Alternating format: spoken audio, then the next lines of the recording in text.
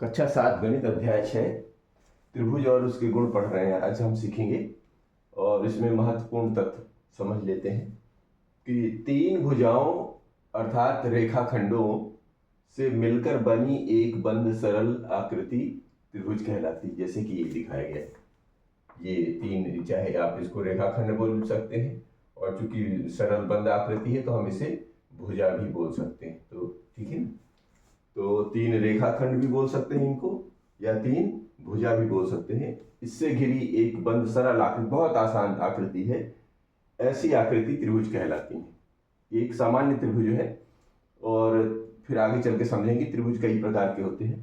तो एक त्रिभुज की तीन भुजाएं, भुजाएं का मतलब ये जो होती हैं ये भुजाएं कहलाती हैं। ये क्या कहलाती हैं?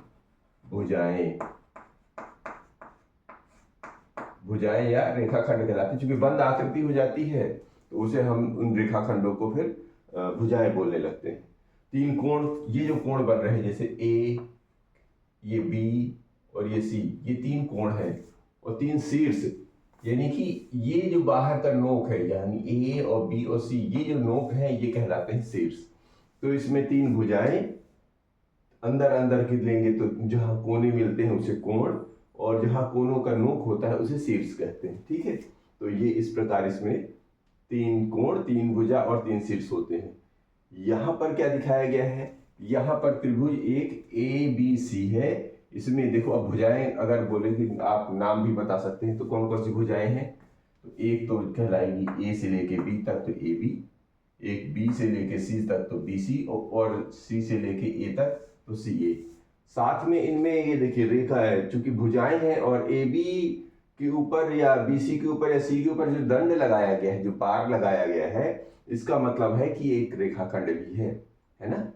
बंद आकृति में इन्हीं रेखाखंडों को हम भुजाएं बोल देते हैं। और यहाँ पर जब लिखेंगे तो वो उन भुजाओं को दर्शाने का ये तरीका जो होता है, जैसे ए बी के ऊपर पार लगा दिया, मतलब रेखाखंड ए बी, रेखाखंड बी सी, रेखाखंड सी ए, ये कहना। ठीक है, अब जो इसके जो कोण कैसे बनते हैं, जैसे मान लीजिए ए को लेना है तो चाहे आप इधर से इधर को आ जाए, चाहे इधर से इधर को चले, तो बी ए सी ये बना लिया। अब बी को लेना है तो ए बी सी, ये बी कोण हो जाएगा। इसको लेना है तो चाहे आप इधर से आ जाइए, चाहे इधर से, तो इधर से चलते हैं बी सी ए, ये, और कोण का ये चिन्ह होता है, ये आपको पता होना चाहिए। ये इसको बोलते हैं कोण, यानी कोण का चिन्ह है। और फिर उसके बाद जो भुजा है, जो कोण लेना हो उसको बीच में रखना है और किनारे किनारे की दोनों भुजाएं शामिल कर लेनी। जैसे इसको लेना है तो इसको बीच में रखेंगे, इसको किनारे रखेंगे, है ना। जैसे ए को लेना है तो बी ए सी या सी ए बी भी लिख सकते हैं, ठीक है ना। तो इस तरह हमें ये कोण लिखना है। बाद में फिर हम लोग बोल देते हैं ना, कोण ए देख लेना, कोण बी देख लो, कोण सी देख लो, है ना।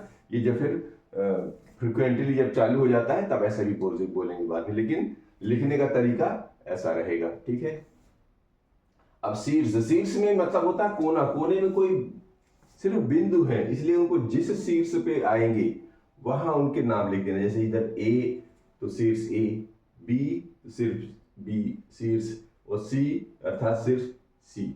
अब यहां पर देखेंगे इस चित्र में क्या दिखाया है, देखिए, तो ये जो ऊपर वाला इलाका होता है, यानी जो नीचे जमीन के लेवल पे होता है, उसे बोलते हैं क्षैतिज। क्षैतिज माने आधार। आधार जो होती, जो नीचे जमीन से सटाई हुई जो भुजा रहेगी उसे हम आधार कहेंगे। और जो सबसे ऊपर जो कोण, मतलब, ठीक है ना, और जो कोण बनेगा इसके सामने, आधार के सामने, तो कहलाएगा शीर्ष कोण। और आधार से सटी हुई जो भी कोण बनेंगे दोनों, उन्हें हम कहेंगे आधार कोण। तो जब अभी प्रश्नों में ये सारी बातें उठेगी कि आधार कोण इतना है, शीर्ष कोण इतना है, तो आपको ध्यान रखना है आधार का मतलब जो भुजा, यानी जो आधार से सटे हुए कोण होंगे उन्हें ही आधार कोण बोलेंगे, और शीर्ष आधार के ठीक सामने वाला कोण जो है शीर्ष कोण कहलाएगा। ये हमें ध्यान रखना होगा। फिर आते हैं कि त्रिभुज की भुजाओं का प्रत्येक युग्म, ये इस युग्म में, मतलब जो भी दो भुजाएं मिलती हैं, एक भुजा ये, एक भुजा ये, तो ये कहलाएगी युग्म। इधर और इधर वाली भुजा ये एक युग्म, और इधर की भुजा ये एक युग्म कहलाएगी। ठीक है ना, युग्म माने दो चीजें। तो त्रिभुज की भुजाओं का प्रत्येक युग्म जिस बिंदु पर मिलता है, चाहे इस बिंदु पर मिले, चाहे इस बिंदु पर, चाहे इस बिंदु पर, वे बिंदु त्रिभुज के शीर्ष होते हैं, वो शीर्ष हो जाते हैं, और प्रत्येक शीर्ष पर त्रिभुज का एक कोण बनता है। जहां शीर्ष बनेगा वहां पर कोण बनेगा। ये बात हमें स्पष्ट रूप से समझ लेनी चाहिए। अब आएंगे इसके प्रकार पर। अब त्रिभुज के प्रकार दो प्रकार के होते हैं। यानी यदि हम उनको भुजाओं के आधार पर बांटना चाहें तो अलग प्रकार बनेगा, नाम अलग हो जाएंगे, और कोणों के आधार पर बांटना चाहें तो उनके नाम अलग हो जाएंगे। तो पहले हम अध्ययन करते हैं भुजाओं के आधार पर। भुजाओं के आधार पर ये तीन प्रकार बनेंगी। एक बनेगा समबाहु त्रिभुज। समबाहु मतलब जिसकी तीनों भुजाएं बराबर हो, जैसे ये तीनों भुजाएं एक जैसी हो, तो ऐसा त्रिभुज जिसकी तीनों भुजाएं समान लंबाई की हो समबाहु त्रिभुज कहलाता है। दूसरा इसी का प्रकार है समद्विबाहु त्रिभुज। समद्विबाहु में क्या है, दो भुजाएं समान होती हैं। ऐसा त्रिभुज जिसकी दो भुजाएं समान लंबाई की हो समद्विबाहु त्रिभुज कहलाते हैं। नहीं, ये दोनों समान लंबाई की हैं, ये छोटी बड़ी कुछ भी हो सकती है, ये कंडीशन के आधार पर, ठीक है ना। तो दो भुजाएं एक जैसी लंबाई की हो तो उनको बोल देंगे समद्विबाहु त्रिभुज। और तीसरा इसी में बनता है विषमबाहु त्रिभुज। विषमबाहु त्रिभुज क्या होता है कि इसमें कोई भी भुजा ये ना तो ये ना तो ये ना तो ये तीनों एक दूसरे के बराबर नहीं होती, सब अलग अलग मिलेंगी, तीन की तीनों अलग मिलेंगी। तो इसको ऐसा लिखेंगे कि ऐसा त्रिभुज जिसकी तीनों भुजाएं असमान अर्थात अलग अलग लंबाई की हो विषमबाहु त्रिभुज कहलाता है। तो ये कोणों के आधार पर हुआ, भुजाओं के आधार पर हुआ। अब कोणों के आधार पर भी देख लेते हैं कैसे होता है। अब इसी को जो है कोणों के आधार पर लेते हैं। तो इसमें जब कोणों के आधार पर त्रिभुज का वर्गीकरण करेंगे तो ये भी तीन प्रकार के मिलेंगे। तो एक कहलाता है समकोण त्रिभुज। समकोण त्रिभुज का मतलब होता है कि ऐसा त्रिभुज जिसका एक कोण 90 डिग्री, देखिए यहाँ पर जो है जिस भी त्रिभुज में कोई कोण यानी कि एक कोण 90 डिग्री का मिल जाए वो कहलाएगा समकोण त्रिभुज।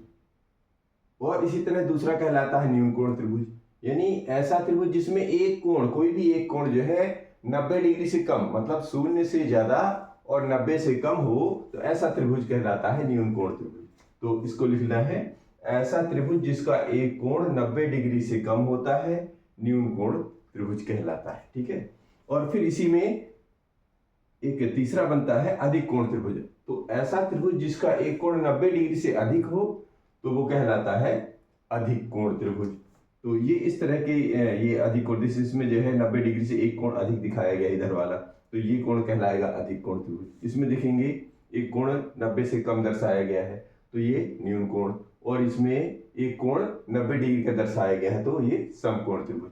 तो कोणों के आधार पर समकोण, न्यून कोण और अधिक कोण तीन प्रकार के त्रिभुज बनेंगे। तो हमने त्रिभुज के प्रकार के बारे में जाना कि भुजाओं के आधार पर तीन प्रकार से बनते हैं और इसी तरीके से कोण के आधार पर तीन प्रकार से बनते हैं। एक बार फिर तो भुजाओं के आधार पर जब बनेंगे तो उनके बोलेंगे कि जब तीन के तीनों भुजाएं समान हो तो उन्हें बोलेंगे समबाहु त्रिभुज, और जिसकी दो भुजाएं समान हो उसे बोलेंगे समद्विबाहु त्रिभुज, और जिसकी तीनों भुजाएं आपस में ना मिले यानी असमान हो तो उसे बोलेंगे विषमबाहु त्रिभुज। इसी तरह कोणों के आधार पर जिसका एक कोण 90 डिग्री का हो जाएगा उसे हम बोलेंगे समकोण त्रिभुज, और जिसका एक कोण 90 डिग्री से कम अर्थात न्यून कोण हो जाएगा तो उसे बोलेंगे न्यून कोण त्रिभुज, और जिसका एक कोण 90 डिग्री से अधिक हो जाए यानी कि 90 से ज्यादा हो जाएगा तो उसे बोलेंगे हम अधिक कोण त्रिभुज। तो ये रहे त्रिभुज के प्रकार।